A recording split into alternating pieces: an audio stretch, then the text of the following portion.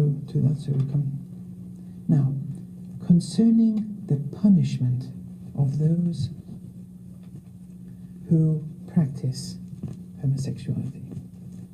Homosexuality in Arabic we say lawat. There are two types. See, these are technical definitions of what lawat is. It's broadly translated as homosexuality, but there are technical, specific dimensions to it.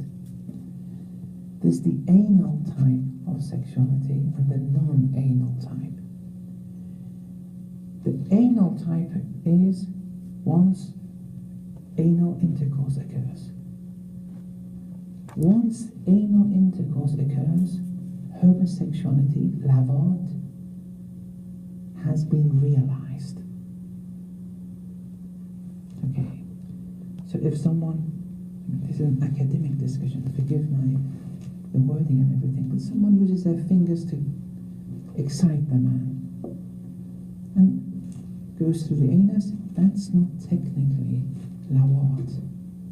Has to be, intercourse has to result. Then there's a non-anal type, and that's also called lawat in Islamic jurisprudence. And it's when the man puts his anterior genitalia around, not in the anus, but around it between the thighs. And that we call tafkhid. That also has punishment with it. It's also called lawat. But if just two men foreplay and they excite one another, it's a sin. Because acquiring shahwa, acquiring excitement, even if it's through a telephone, even if it's through drinking water, for whatever reason, it's a sin. Shahwat has to be done through the opposite sex. It can't be done alone or with any other thing. But it's not lawat if that foreplay occurs, or anything close. Now, we want to discuss what is the punishment and why are they being punished for this. But before that, how is it proved? How is homosexuality proved before the punishment wants to be sentenced? That's important too. Because you can't enter people's houses to see if they're occupied in the act. Inside their houses they can do whatever they want, they're free.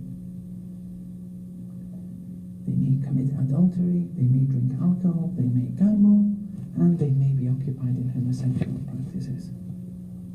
How can it be proved that homosexuality has resulted? Now look at the guidelines that Islamic jurisprudence gives. It says, first of all, if the person comes on 4 separate occasions and confesses to the judge. Does anyone do that? There were cases where, similar to this, where they would come to the Holy Prophet and say, I did this sin. The Holy Prophet said, maybe you're mistaken. He turned away. He would come the next day. The Holy Prophet said, no, maybe you're mistaken. There's no need to come to me again. See? The third day the man came. He said, maybe this man's insane. Because if they're insane, they have no punishment. You see, the Prophet did everything to be distanced. But who today comes and tells a judge, for example? Now this all applies in a state where Islam is the law, where people want Islam law. This doesn't apply here. You can't practice Islamic sentencing in a non-Islamic state. This example I'm giving is in an Islamic state where the people wanted Islam. They want Islam to rule the land.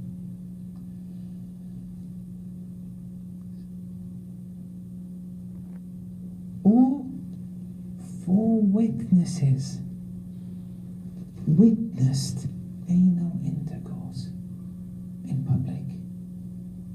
Does that happen? It doesn't happen.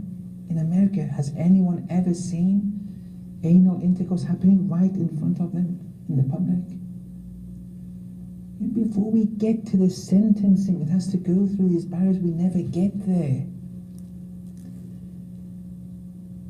if it gets there, the reason is if it permeates, these practices permeate in society, then Islam has a stance to take. Because these people want Islam to rule the country. If it permeates, how does it permeate? If they do anal intercourse in society publicly and 4 people at least see it, there Islam takes a stance. I'll explain why in a minute. But this never happens. It's like adultery. No one ever sees, 4 people never see the practice being done. Therefore, when it never reaches this stage, it's a sin, it has to be repented. That's it, between them and Allah.